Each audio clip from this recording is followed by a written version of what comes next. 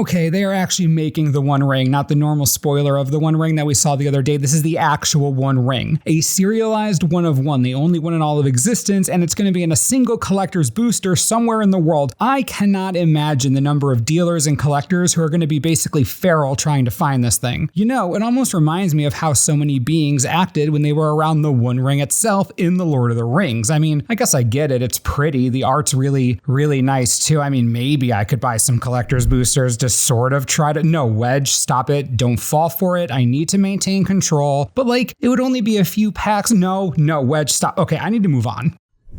Wait, it isn't even just the One Ring that is serialized, it's also the rings of the elves, dwarves, and men. I'm generally not one to care about serialized cards. Honestly, not a single one has ever really called to me before, but I'm pretty sure that I would cut off an arm for a foil elven soul ring. Yeah, I would. I honestly would. Great. Okay, Wizards, you win. You finally got me. It took years, many years, but I'm here. Guess I need to get some collector booster loot boxes. My resistance has failed. These rings are awesome.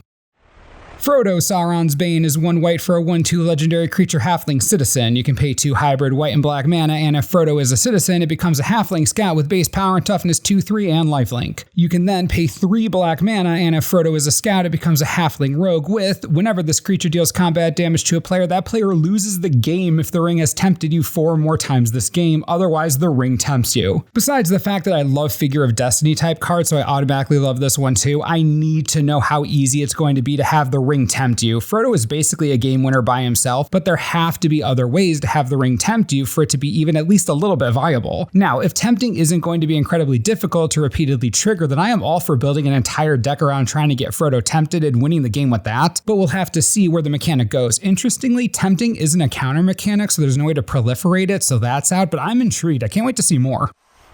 Reprieve is 1 of anything in 1 white for an instant. Return target spell to its owner's hand. Draw a card. Yo, they printed white Remand. Actually, you know what? This is better than Remand in a lot of situations because it doesn't counter the spell, it just returns it to the owner's hand. So this gets around can't be countered cards, unlike Remand. This is not what I was expecting out of this set. A modern legal white Remand, but sometimes better. Color me surprised. I do expect this to see a fair amount of play in the format, as white hasn't historically had access to, well, any disruption like this, minus Mana Tithe. Surprised, but excited. And thank goodness this set is being printed as a normal set and not as Normal Universes Beyond release. Imagine the price of this card if it wasn't a real set. Hot dang.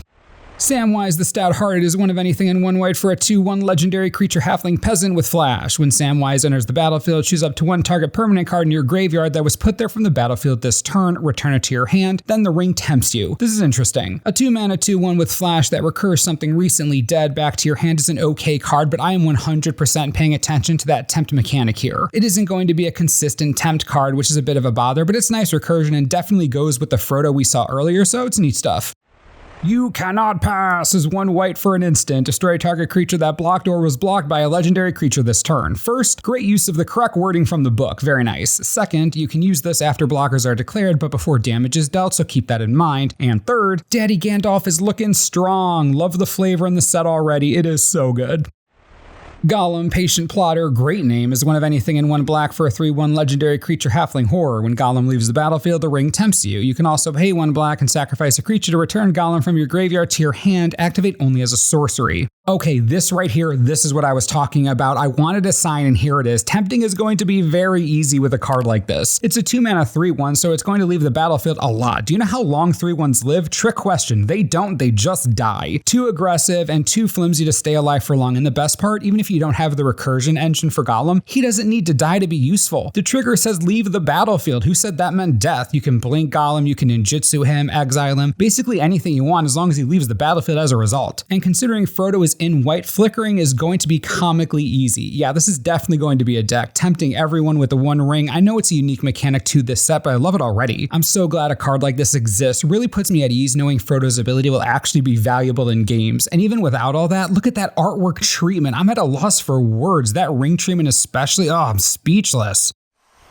Radagast, Wizard of Wilds, is 2 of anything, 1 green and 1 red for a 3/5 legendary creature avatar wizard with Ward 1. Beasts and birds you control have Ward 1. Whenever you cast a spell with mana value 5 or greater, choose 1. Create a 3/3 green beast creature token or create a 2/2 blue bird creature token with flying. I love Radagast. I'm so excited to see beasts and birds getting a solid commander. With this and Thanos the Toymaker, beasts and birds have never been so happy. Ward 1 is an understated ability and it will be very annoying to deal with over the course of an entire game. The tax that you're basically forcing your opponents to pay to kill your stuff is going to add up. So happy with Radagast, perfectly flavorful, excellent inclusion in the commander product.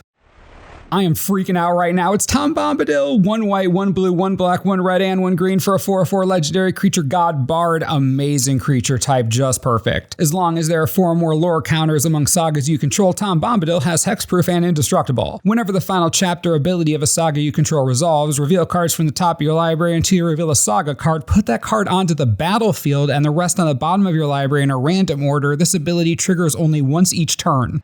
Go away, Go Shintai, don't need you anymore, Satsuki. Gen, take a break, bud. Tom Bombadil is the new saga commander for me. The second ability is absurd card advantage. It only triggers once each turn, but who cares? It doesn't even just draw you the saga. It straight up puts it onto the battlefield for you, regardless of mana cost. So you can use the final chapter of something innocent like Azuz's Many Journeys or Michiko's Reign of Truth, and then get Elspeth Conquers Death or the Kami War for free. Tom Bombadil is insane value, and I am, again, so relieved that this is a normally printed set, and Tom himself is just never gonna die. Do you know how easy it is for a saga deck to have 4 lore counters? That's nothing. 4 may as well be 0, to be honest. Tom isn't going anywhere ever, and this deck is going to be outrageous, and I'm gonna start building it literally the second this video is over.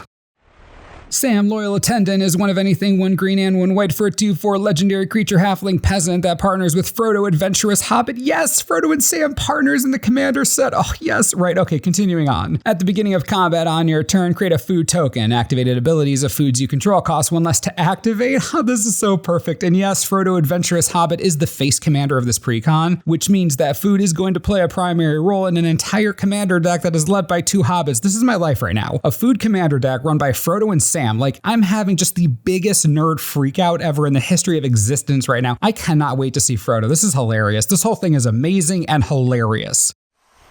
Mount Doom is a legendary land card that you can tap and pay 1 life to add black or red. You can also pay 1 of anything, 1 black, 1 red, and tap it to deal 1 damage to each opponent. You can also pay 5 of anything, 1 black, 1 red, tap it, sacrifice it, and a legendary artifact, and choose up to 2 creatures, then destroy the rest, activate only as a sorcery. Yes, this might be the best card in the entire set. This is flavor right here. You use this and the One Ring together, you sacrifice it, destroy everything besides Frodo and Sam. This is friggin' immersion right now. I love this set so much. Honestly, I was cautiously optimistic originally, but like, this is a flavor win to the nth degree right here. This is perfection. This is flavor perfection. The Shire is a legendary land that enters the battlefield tapped unless you control a legendary creature. You can tap it to add 1 green. You can also pay 2, tap it, and tap an untapped creature you control to create a food token. This is the perfect land card for the Shire. Of course it would create food. Absolutely excellent flavor here. And I know that the art style up to this point has been hit or miss for some, a very polarizing set in that way, but I mean, look at the artwork on this and the borderless version. Like, come on. You have to admit, these cards are just plain beautiful, jaw-droppingly gorgeous, to be honest. I couldn't be happier with this portrayal. It's really nice. The remaining basic lands were also revealed, and yep, they're all amazing as expected. The Plains of Rohan, the Bay of Balfalis, the Dead Marshes and the Black Gate, the Misty Mountains, and the Old Forest. Again, flavor perfection. I feel like a broken record because I just love everything. Even the starter kit face cards are cool. Aragorn and Arwen wed, friggin' adorable, and Sauron the Lidless Eye, adorable in a different kind of way, but really well drawn cards. If I was a newer player and liked Lord of the Rings, pretty sure the starter kit would convince me to just play Magic. I already play Magic and it makes me want to play Magic, so you know, what's that about? We have some box toppers, which are frankly amazing. The Great Henge as the Party Tree, Ensnaring Bridge as the Bridge of Khazad-dûm, and the Valley of Gorgolth as Wasteland. These box toppers don't add standard playability as they count as part of the Commander product, but my goodness, they look good. I think I'd be happy with any of these box toppers. How did this set end up so flavorful? Oh, and then we have the Commander deck themes revealed. We already know about Frodo and Sam leading Food and Fellowship, nice Obzon identity there. Then we have the Riders of Rohan and Jeskai, excited for that one. The Elven Council is a Simic Elves deck that is going to have a Scry sub-theme very cool. Elrond was mentioned, so gotta prepare myself emotionally for that. And then finally, the hosts of Mordor and Grixis. Perfect color combinations chosen for all these. I'm sure they are all going to be immersive as heck, excited to see more. And let me know which cards you're excited about, and if you want me to build anything out of any of this, hit me up. And thanks for watching, and I'll see you next time.